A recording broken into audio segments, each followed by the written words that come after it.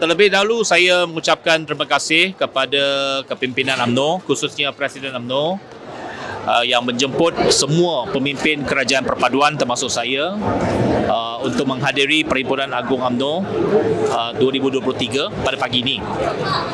Sudah tentu ini merupakan kali pertama saya secara peribadi ataupun pemimpin DAP hadir dalam Perhimpunan Agung UMNO kerana kita telah menjalinkan kerjasama politik sejak PIU 15 yang lalu dan undangan dan jemputan ini kita sambut sebagai penghormatan kepada komponen kerajaan perpaduan parti yang utama.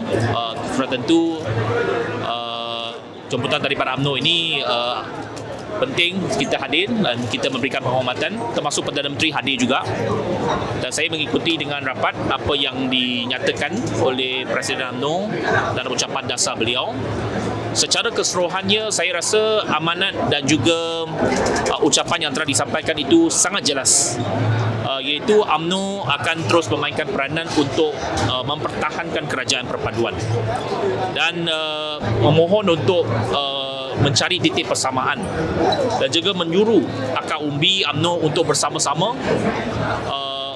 bersama dengan kepimpinan UMNO untuk terus memainkan peranan dan juga memastikan kelangsungan kerajaan perpaduan ini. Jadi saya rasa itu adalah satu amanat dan juga satu ucapan yang selari dengan hasrat dan semangat kerajaan perpaduan. Sudah tentu beliau perlu menggariskan dari segi persekitaran politik, dari segi suasana politik pada hari ini, faktor-faktor yang menyebabkan hari ini perlunya wujud kerajaan perpaduan. Jadi saya rasa hujah yang telah disampaikan itu amat menyeluruh dan memberikan satu background yang amat jelas, latar belakang yang amat jelas mengapa kerajaan perpaduan pada hari ini terbentuk. Saya bersetuju bahawa kita perlu lupakan kisah silam dan untuk bersama-sama demi negara. Jadi itu yang mesej yang telah pun saya dapat daripada ucapan beliau. Dan sudah tentu kepimpinan lain dalam kerajaan perpaduan mempunyai semangat yang sama. DAP juga mempunyai semangat yang sama, iaitu kita hari ini melihat kepada faktor luaran dan dalaman dan perlunya sebuah kerajaan yang kuat, perlunya sebuah kerajaan yang stabil. Itu sebabnya kita bersama-sama dalam kerajaan perpaduan walaupun dengan parti-parti yang kita bertentangan pada masa lalu. Jadi itu saya rasa satu semangat yang lebih kurang sama yang dikongsi oleh rakan-rakan dalam kerajaan perpaduan. Dia akan maaf ke seperti tuntutan? Yeah, YB, in the same way, will you apologize based on the UMNO demand? Itu pandangan masing-masing, tak apalah. Dalam ucapan ataupun perhimpunan sudah tentu ada banyak pandangan. Jadi saya, seperti yang saya katakan, saya setuju dengan ucapan ataupun intipati ucapan Presiden UMNO, lupakan kisah silam, bersama demi negara. Jadi itu bagi saya, kita move on. Kita perlu move on daripada apa yang persekintaan ataupun permusuhan politik selama ini. Permusuhan ini, sentimen ini masing-masing ada. Setiap parti ada. Kalau kita terus mengungkit-ungkit kisah-kisah lama, dia tidak akan berkesudahan. Jadi kita telah pun membentuk kerajaan lebih daripada 6 bulan.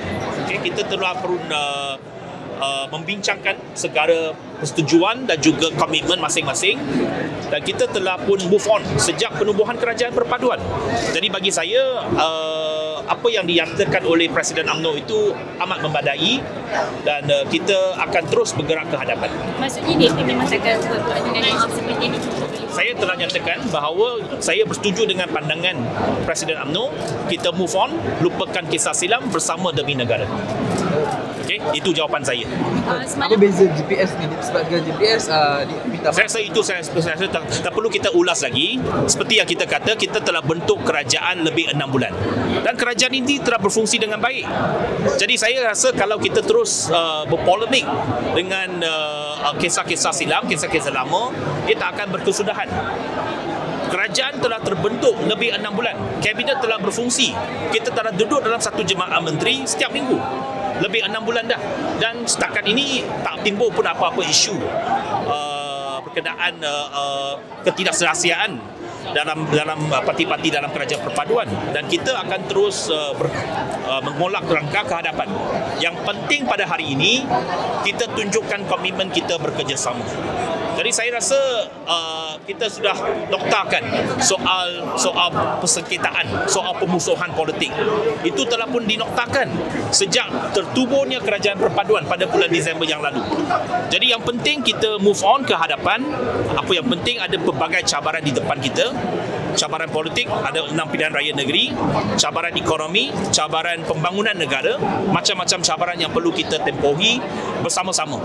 Dan saya rasa semua parti berlapang dada, semua parti dan pimpinan parti masing-masing telah menunjukkan satu komitmen yang begitu tinggi untuk kita bersama-sama.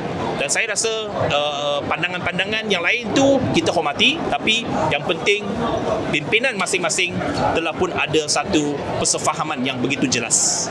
Okey?